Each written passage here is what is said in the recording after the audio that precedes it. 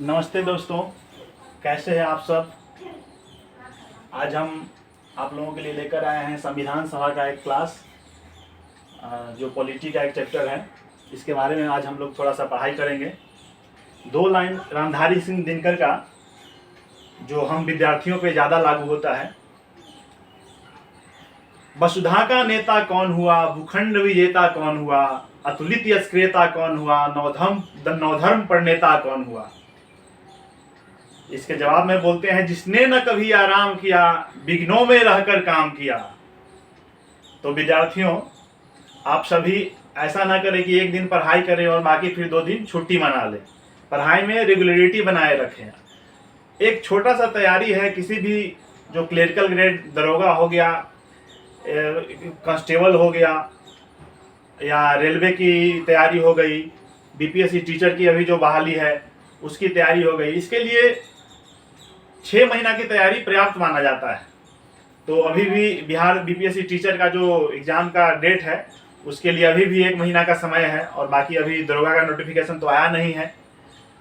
और बीपीएससी 69 का जो है 30 सितंबर को होना है। तो इसके लिए आप लोग जम के लग जाएं और रेगुलरिटी, नियमित तौर पे पढ़ाई करें, रेगुलरिटी बनाए रखें। बिना नियमितता के रिजल्ट संभव नहीं है। विघ्नों में रहकर काम किया। आप लोग तकलीफ में तो होते ही हैं। जो भी विद्यार्थी घर से बाहर अपने पेरेंट्स से दूर रह के पढ़ाई करते हैं, खुद से खाना बनाना पड़ता है, कपड़े धोने पड़ते हैं, साफ सफाई भी करनी होती है। तो इन सब काम को करते हुए पढ़ाई में ध्यान जरूर दें और डिस्ट्रैक्शन से बचें। तो इस तरह से आप रेगुलर पढ़ाई करेंगे तो एक दिन जरूर सफल होंगे। 6 महीना का मेहनत है दोस्तों, ज़्यादा दिन का कष्ट आप लोगों को नहीं झेलना है। 6 महीना झोंक दीजिए अपने आप को तैयारी में, फिर देखिए रिजल्ट निश्चित रूप से आपको मिलेगा। चलिए, तो संविधान सभा के बारे में हम लोग थोड़ा देख लेते हैं। संविधान सभा का गठन जो है कैबिनेट मिशन के संस्तुति के आधार पर किया जाता है। कैबिनेट मिशन 1946 में भारत आते हैं। कैबिनेट मिशन के तहत जो गठन होता है 3 सदस्यीय कैबिनेट मिशन का, 1946 में भारत आते हैं। कैबिनेट मिशन के 3 सदस्य थे, sir Stafford Cripps, Lord Pethick Lawrence और तीसरा एबी अलेक्जेंडर। तो ये सवाल भी पूछा जाता है, तीनों में से किसी का नाम दे देगा और बाकी 3 दूसरे नाम दे देंगे, इनमें से कौन कैबिनेट मिशन के सदस्य थे। तो आप लोग ऐसे भी याद कर सकते हैं, Cripps, Lawrence, Alexander, Cripps, Lawrence, Alexander. संविधान सभा के जो टोटल सदस्य थे, संविधान बनाने के लिए जो संविधान सभा का गठन किया गया था, उसमें कुल 389 सदस्य थे, 389, जिसमें से 296 सदस्य थे वो ब्रिटिश प्रांत कहने का मतलब ये है कि ब्रिटिश प्रांत का मतलब ये हो गया कि जहाँ पे ब्रिटिश अंग्रेज लोग शासन करते थे, और बाकी 93 जो है देसी रियासत हुआ करती थी। ये अलग से, उन पे ब्रिटिश का हुकूमत नहीं चलता था, क्योंकि वे लोग प्रत्यक्ष रूप से या अप्रत्यक्ष रूप से ब्रिटिश का सहयोग करते थे। इसलिए उन्होंने मतलब देसी रियासतों को छूट दे रखा था, अपने स्तर से शासन कीजिए। तो इस प्रकार 296 ब्रिटिश प्रांत और 93 देसी रियासत से कुल 389 सदस्य संविधान सभा के लिए निर्वाचित हुए थे, जिसमें से ब्रिटिश प्रांतों में से 296 में से 213 जो थे वो समान उम्मीदवार थे। उसमें 79 जो थे वो मुस्लिम सदस्य थे और 4 सिख सदस्य थे। 213 जो समान सदस्य थे उनमें से भी 33 सदस्य जो थे वो एसटी समुदाय से थे, एवं इनमें 15 महिलाएं भी थी, 15 महिला सदस्य भी थी। प्रांतों एवं देशी रियासतों का जो प्रतिनिधित्व था, मतलब कितने, अब प्रतिनिधि तो 389 चुने गए थे, तो 389 कहाँ से आएंगे।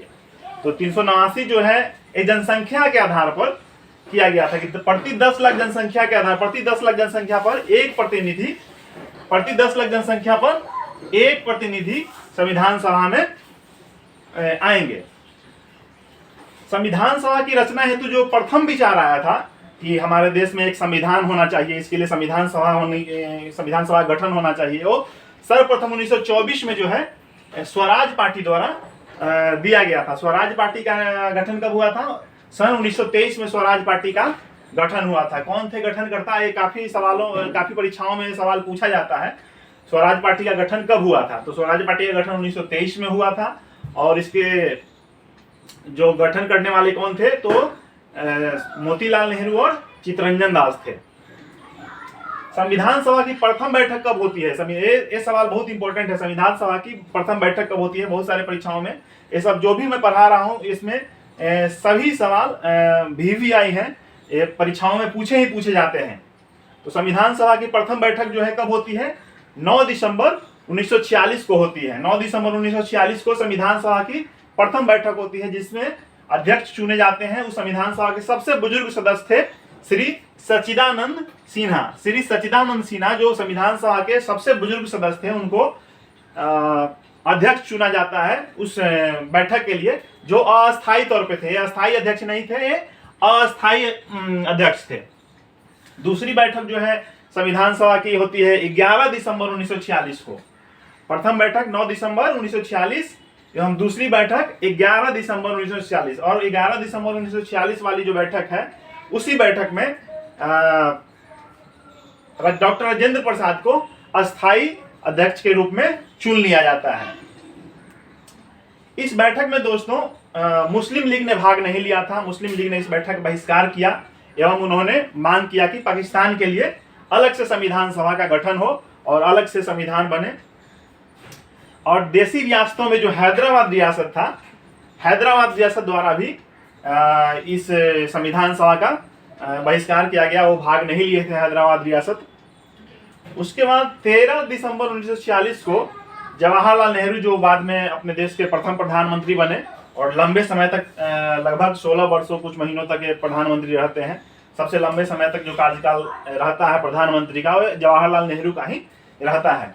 13 दिसंबर 1946 को जवाहरलाल नेहरू द्वारा जो प्रस्तुत उद्देश्य प्रस्ताव के साथ संविधान सभा का कार्यवाही शुरू किया जाता है।